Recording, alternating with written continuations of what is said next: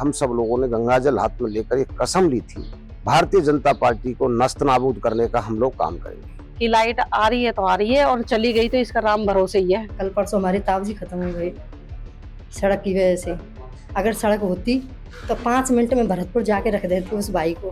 किसी सरकार पर भरोसा नहीं है। हमको 15 साल हो गए संघर्ष करते करते इस गांव के लिए, रास्ता के लिए। राम उनका जिन्होंने मंदिर बनाया जो उसमें धोख देने जाता है, राम उनका, हमारा कोई राम ही ना है। जब जैसे महंगाई बेरोजगारी का नाम आता है केवल राम भगवान को बीच में ले आते हैं।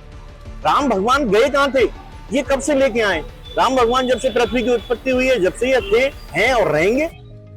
राजस्थान, या ये कहीं कि रंगीला राजस्थान, जो अपने रंग बिरंगे पोशाकों के लिए चर्चित है, लेकिन चर्चा का विषय केवल यहाँ के रंगों में ही नहीं बल्कि यहाँ की राजनीति में भी है।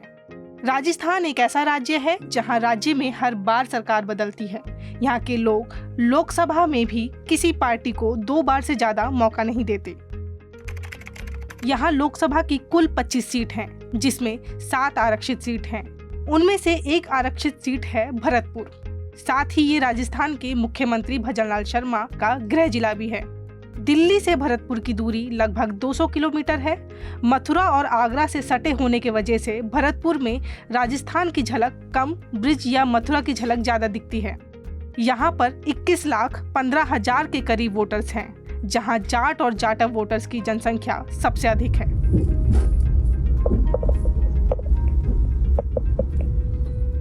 भरतपुर से केवल 10 से 12 किलोमीटर की दूरी पर ही नगलामाना गांव है, जहां के लोगों ने आरोप लगाया कि यहां पर आज़ादी के बाद से आज तक किसी ने सड़क नहीं बनवाई है, जिसकी वजह से बारिशों के दिनों में यहां बहुत पानी भर जाता है।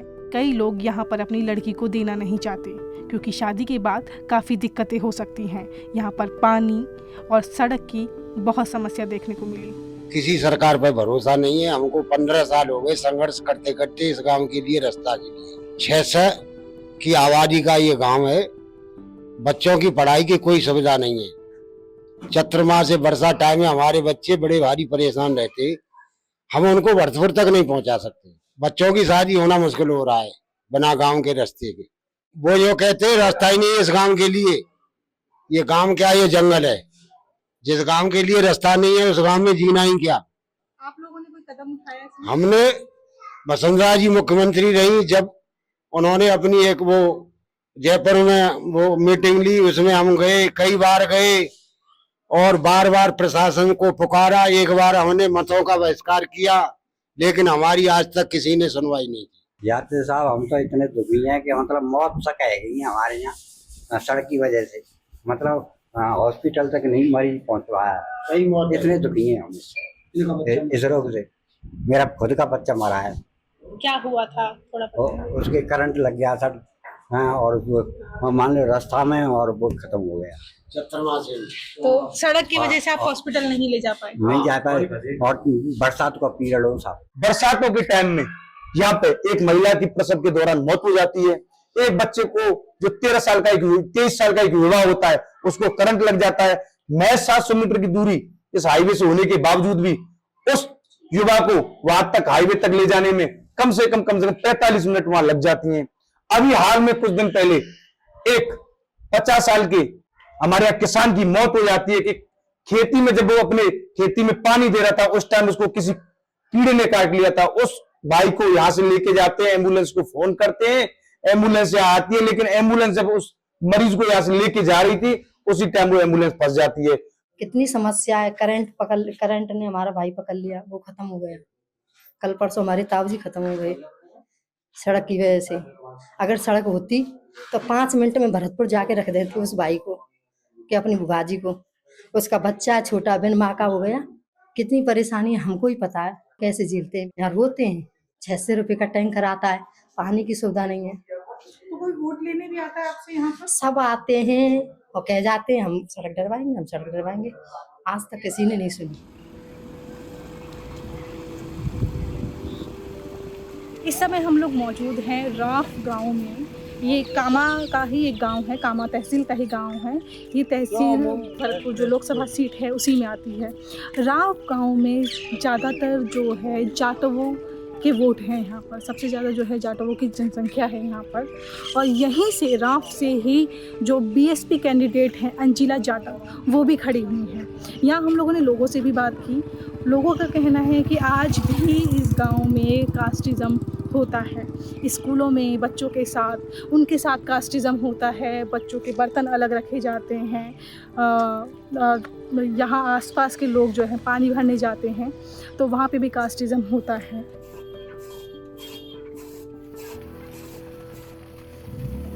रोड नहीं है, पानी की समस्या है, पढ़ाई लिखाई की समस्या है, शिक्षण अच्छा नहीं है यहाँ पर, और हॉस्पिटल की भी समस्या है।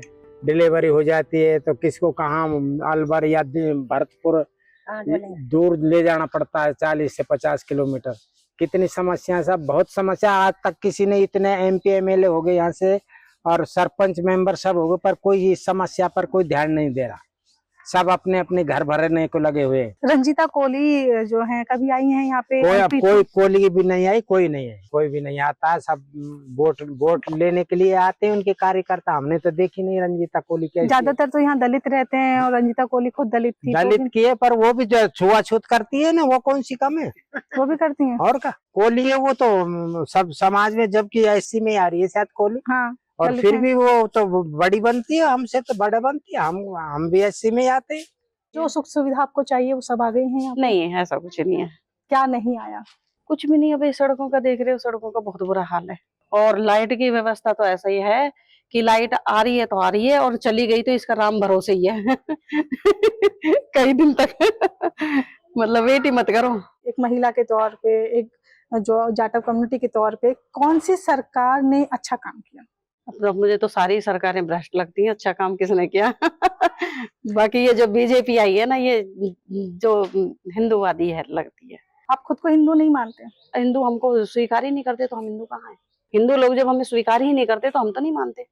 जब हिंदू लोग ही हमसे छुआछूत करते हैं तो काय के हिंदू है हम? बताओ। राम उनका जिन्होंने मंदिर बनाया, जो उसमें ढोक देने जाते हैं। राम उनका, हमारा कोई राम ही ना है।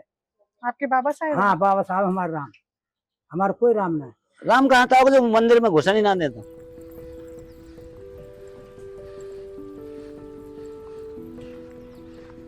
इस समय हम लोग कामा तहसील जो भरतपुर सीट है वहां पर पहुंचे हैं, और भरतपुर से BSP की तरफ से अंजिला जाटव खड़ी हुई हैं, और अंजिला जाटव से हम लोग बातचीत करेंगे कि उनके क्या मुद्दे रहेंगे जो जनता तक फायदे पहुंचाएंगे।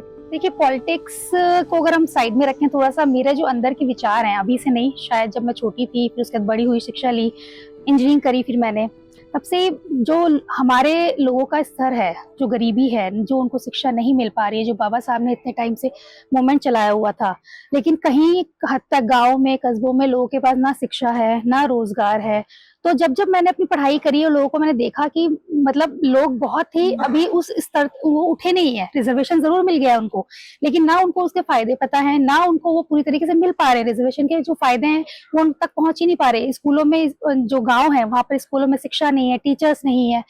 तो ये सब देखते हुए मुझे लगा कि कुछ मुझे इस फील्ड में करना है। आपके सामने जो कैंडिडेट खड़े हुए हैं, रामस्वरूप कोली जो BJP से खड़े हैं, और इधर से जो है संजना जाटव खड़ी हुई है कांग्रेस से। जी, उनको ना वोट देके आपको क्यों वोट देना चाहिए? सिर्फ यही कहूंगी कि जो अगर आप कंपेयर करते हैं बाकी लोग की, वहां पर संजना जी खड़ी हैं और इधर लोग, ये हमारे कोली साहब खड़े हैं, तो आप सबसे पहले देखिए कि कौन इतना शिक्षित है कि जो आपकी आवाज संसद तक पहुंचाएगा और वहां उठाएगा आपके मुद्दों को और उनके सामने वो रखेगा। वो कौन अच्छे तरीके से रख सकता है? इस बार मैं लोगों को यही समझाना चाहती हूँ कि कांग्रेस और BJP काफी सालों से यहाँ राज करती रही है, लेकिन जिस तरीके के राज करने के बाद उन्नति और जो यहाँ विकास होना चाहिए था वो नजर नहीं आता। चाहे वो बिल्कुल बेसिक नीड की बात करी जाए कि पानी की और बिजली की हम समस्या देख लें, शिक्षा और ये तो बाद में आ जाता है एक बार को, कि जब तक लोग को रहने के लिए और मतलब पीने के लिए पानी नहीं है, लाइट नहीं है, तो बच्चा पढ़ेगा कहाँ से? तो जो बेसिक नहीं वो चीजें हैं वही वो लोग अभी तक पूरी नहीं कर पाए। तो मैं मतलब क्षेत्र की जनता से यही कहना चाहूंगी कि इस बार हम पे भरोसा जता के देखिए, आप मुझे इस बार चुनिए, मुझे एक बार मौका दीजिए कि जो मैं वादे कर रही हूँ भी आपके सामने, मैं उनको पूरा करने की पूरी जी जान से कोशिश करूंगी।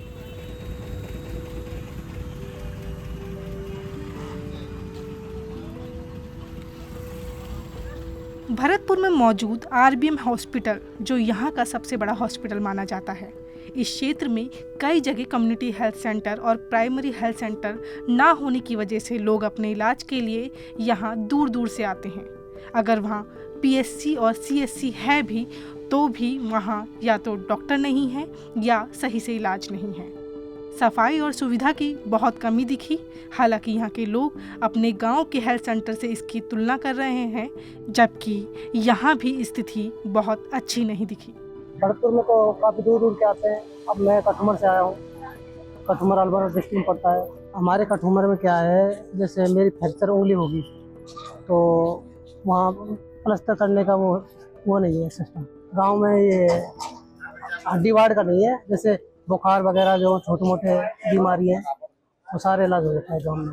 तो लापरवाही भी बहुत है इस हॉस्पिटल में मेरे अकॉर्डिंग। जैसे क्या लापरवाही होती है? कोई जैसे कि हॉस्पिटल्स में मतलब कि कोई मरीज आया तो उसको ज्यादा मतलब कि रिस्पॉन्स नहीं देते।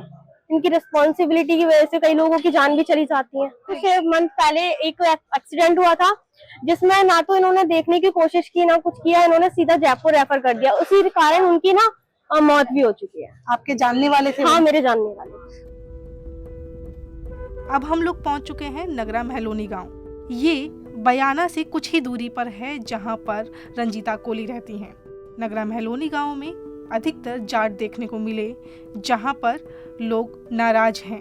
जाति से हूँ जाट, हमको इन्होंने ना तो आरक्षण दिया बीजेपी वालों ने, ना कुछ दिया, इसलिए हमारे यहाँ से तो हम ठप्पे से जिताएंगे। तो हमारे महाराज साहब ने कह दिया हमसे, विश्वेंद्र जी ने, कि हम ठप्पे से जिताएंगे। जाटों को आरक्षण की बात कही थी, मुख्यमंत्री जी ने बोला था कि लास्ट में आचार संहिता से पहले आपका आरक्षण क्लियर कर देंगे, और बीजेपी ने वो क्लियर नहीं किया, इसलिए आप कांग्रेस हाँ, को लेकर आ रहे हैं। हाँ। तो आप आरक्षण क्यों चाहते हैं? भरतपुर धौलपुर को छोड़कर ऑल राजस्थान में सभी जाटों को मिला हुआ है ओबीसी आरक्षण, तो हम ही क्यों छेक रखे हैं उसमें। 2-3 दिन संपर्क करने के बाद भी रंजीता कोली से संपर्क नहीं हो पाया, और जिस समय संपर्क हुआ उन्होंने कहा कि वो गांव में मौजूद नहीं है। हालांकि हम लोग रंजीता कोली के गांव बयाना पहुंचे, जहां पर उनके घर पहुंचने पर पता चला कि वो घर में ही मौजूद हैं। लगभग 45 मिनट का उन्होंने हमें समय दिया, लेकिन कैमरे पर बात करने से मना कर दिया। उनका कहना था कि वो ऑन रिकॉर्ड बात नहीं करेंगी। उन्होंने ऑफ रिकॉर्ड कई सारी बातें बताई। उनका कहना था कि उन्होंने अपने क्षेत्र के लिए बहुत काम किया है। कई बार तो ऐसा भी हुआ है कि क्षेत्र में कोई सड़क पर उनको मदद के लिए मिल गया और वो गाड़ी से उतरकर उनकी मदद कर रही थी। लेकिन यहाँ के लोगों का आरोप है कि रंजीता कोली ने यहाँ कुछ भी काम नहीं किया। हमारे यहाँ से 6 किलोमीटर दूर है रंजीता कोली जी का निवास है। उन्होंने क्या विकास करवाया हमारे गाँव में? ग्राम पंचायत है, ये हेडक्वार्टर है, यहाँ पर कुछ भी विकास नहीं करवाया। रोड आपने देखा ही होगा, आप आए होंगे, क्या हालत है रोडों की, निकलने को रास्ता नहीं है। तो कोई इनके आने के बाद कोई सरकारी स्कूल, अस्पताल आसपास कुछ नहीं किया है, कुछ नहीं किया है। तो कमांड रोड में एक बार वोट मांगने आई थी और एक बार जेने आई है, उसके बाद में आई नहीं। वो उसके लिए पब्लिक नहीं चाहिए, उसके लिए तो कमांडो चाहिए। बस कमांडो चाहिए। वो गाड़ी में चाहिए उतनी बयाना कैसा है मेरा। भरतपुर में ही एक बिहारी मंदिर है जो यहाँ पर पुराने मंदिरों में से एक है। यहाँ पर लोगों से बातचीत करने पर पता चला कि यहाँ के लोग सरकार की जो हिंदुत्व पॉलिटिक्स है उसको पसंद नहीं कर रहे हैं। वे कहते हैं कि हम भी हिंदू हैं, हम भी मंदिर जाते हैं, लेकिन हम चाहते हैं कि यहाँ पर सब तरह के लोग रहें, और केवल मंदिर ही नहीं, यहाँ पर विकास की भी ज़रूरत है। भरतपुर विकास के मामले में थोड़ा कमजोरी रहा है, क्योंकि नहर का मुद्दा काफी पुराना मुद्दा है। उस मुद्दे को कोई भी सरकार से नहीं सुलझा पाई, जो भरतपुर का दुर्भाग्य। और भरतपुर के जितने भी फैक्ट्रियां हैं, फैक्ट्रियां क्लोज पड़ी हैं, इनको ना तो कांग्रेस सरकार सुलझा पाई, ना मोदी सरकार सुलझा पाई। मुख्य मुद्दा है हमारा भय, भूख और भ्रष्टाचार, महंगाई, बेरोजगारी, अत्याचार। इसके ऊपर कोई ध्यान नहीं दिया जा रहा है। केवल जब जैसे महंगाई बेरोजगारी का नाम आता है, केवल राम भगवान को बीच में ले आते हैं। राम भगवान गए कहाँ थे? ये कब से लेके आए? राम भगवान जब से पृथ्वी की उत्पत्ति हुई है, जब से ये थे, हैं और रहेंगे। आज मानो मैं राम भगवान का ठेकेदार बन जाऊं कि मैंने ये किया है, मैंने वो किया है। इससे देश की जनता का, गरीबों का, भूखे बेचारे गरीब जनता का कोई भला होने वाला नहीं है। कांग्रेस पार्टी में जो नेता रहता है तो वो तो भ्रष्टाचारी है, बदमाश है। लेकिन भारतीय जनता पार्टी जॉइन कर से ही वो इनकी वॉशिंग मशीन में जाकर धुल जाता है, पवित्र हो जाता है। कहाँ की राजनीति है, उनके मुख्य मुद्दे हैं क्या, हमारी समझ में तो आ नहीं रहा कि मोदी जी इस देश को किस दिशा में ले जाना चाहते हैं। भरतपुर में अभी हम लोग मौजूद हैं और भरतपुर में जाट आरक्षण एक बहुत बड़ा मुद्दा रहा है, पूरे राजस्थान में बड़ा मुद्दा रहा है। हमारे साथ नेम सिंह जी हैं जिन्होंने जाट आरक्षण की मांग की थी और इस आंदोलन की शुरुआत की थी। अभी फिलहाल वो ऑपरेशन गंगाजल चला रहे हैं। भरतपुर धौलपुर के जाट समाज के जो युवा हैं, विगत 25 साल से जिस तरह से फुटबॉल होती है, इस तरह से कभी दे दिया कभी ले लिया। हम लोगों ने 25 दिसंबर से संकल्प यात्रा शुरू की, उसके बाद में 40 दिन महापड़ाव चला। माननीय मुख्यमंत्री जी ने हमको आश्वस्त किया कि आचार संहिता से पहले हम नोटिफिकेशन करेंगे। आंदोलन के दौरान 21 फरवरी को जयचौली महापड़ाव पर हम सब लोगों ने गंगाजल हाथ में लेकर एक कसम ली थी कि अगर आचार संहिता से पहले भरतपुर धौलपुर के जाटों के केंद्र में आरक्षण का नोटिफिकेशन सरकार नहीं करती है तो हम लोग गांव-गांव घर-घर जाकर गंगाजल ऑपरेशन चलाएंगे। गंगा मां की शपथ देकर भारतीय जनता पार्टी को नस्तनाबूद करने का हम लोग काम करेंगे। सरकार ने हमारे साथ धोखा किया, आरक्षण का नोटिफिकेशन नहीं किया।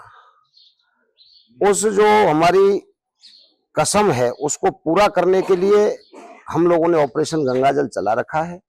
रोजाना दर्जनों गांव में हम लोग जाते हैं, जगह जगह हमारी टीम, संघर्ष समिति के 101 सदस्य की टीम है, उसमें से 10-10 आदमी की टीम अलग अलग क्षेत्रों में जाती है और रोजाना 10-20 गांवों में जाके हम ये काम कर रहे हैं। जिताना हराना जनता का काम है, लेकिन जब पूरे राजस्थान में आरक्षण है, भरतपुर धौलपुर के जाटों ने क्या गुनाह किया है जिनके साथ ऐसा अन्याय। पहले ये होता रहा कि भाई सरकार दूसरे दलों की रही, या राज्य में कांग्रेस की थी, वहां बीजेपी की थी। अब तो हमारे लिए तो डबल इंजन नहीं, ट्रिपल इंजन की सरकार है। राज्य की सरकार में तो इंजन ही भरतपुर से है, माननीय मुख्यमंत्री जी भरतपुर से हैं। फिर भी हमारे युवाओं के बात को, विषय को गंभीरता से सरकार ने नहीं लिया। भरतपुर लोकसभा सीट से संजना जाटव कांग्रेस की तरफ से लड़ रही हैं। संजना, पहले तो आप ये बताइए, इससे पहले रंजीता कोली थी, एक महिला के तौर पे इस जो लोकसभा सीट में है, आप क्या ऐसा नया करेंगी? मैं आपको बता दूं कि जो 10 साल से अपनी जो भाजपा की जो सरकार रही है, उन्होंने जनता के हित में आज तक कोई काम किया नहीं है। खुद के घर भरे हैं, जनता इतनी परेशान है, रोजगार हुआ नहीं, खानों का जो है बंद करवा दी मशीनें, मतलब इतना अत्याचार हो रहा है इसमें बहुत ज्यादा। और यहाँ पर अगर हम लोग देखें तो सबसे ज्यादा जो जनसंख्या है जाट और जाटवों की, उनके लिए आप ऐसा क्या नया करेंगे? अगर आपको वो जिताते हैं तो आप उनके लिए क्या करेंगे? बिल्कुल, मैं सबसे पहले तो हमारे जो जाट भाई हैं उनकी जो आरक्षण की मांग है, अगर मौका मिलता है तो मैं उनकी आवाज संसद में उठाऊंगी। राजस्थान के भरतपुर में पहले फेज में चुनाव है। यहाँ पर जाट और जाटवों की जनसंख्या सबसे ज्यादा है। यहाँ का जो सबसे बड़ा मुद्दा निकल कर आया वो जाट आरक्षण भी है, क्योंकि यहाँ के लोग थोड़े नाराज दिखे कि पूरे राजस्थान में जाट आरक्षण होने के बावजूद भी भरतपुर और धौलपुर में नहीं है। इसीलिए यहाँ पर जाट आरक्षण सबसे बड़ा मुद्दा था। उसके बाद शिक्षा, रोजगार, सड़क, पानी, ये ऐसी बेसिक सुविधा हैं जो लोगों को यहाँ पर चाहिए। यहाँ पर अभी भी कई ऐसे गांव हैं जहाँ पर सड़क नहीं है, जहाँ पर पीने का पानी नहीं है।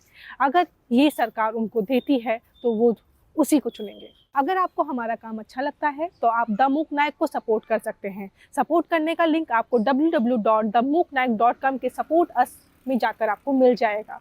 इसके साथ ही आप हमें वहां जाकर भी सपोर्ट कर सकते हैं और स्क्रीन पर भी सपोर्ट करने का ऑप्शन आपको दिखाई देगा। भरतपुर से न्यूज लॉन्ड्री और मूक नायक के लिए मीना कोटवाल की रिपोर्ट। पत्रकारिता का नासूर बन चुके विज्ञापन के मॉडल को खारिज करके खबरों की इस दुनिया को बदलिए, ताकि पत्रकारिता आपके लिए जवाबदेह बने। newslaundry.com/subscription पर क्लिक कीजिए और अपने मन मुताबिक पेमेंट का विकल्प चुनिए, क्योंकि हमारे सब्सक्राइबर्स का नारा है, मेरे खर्च पर आजाद हैं खबरें।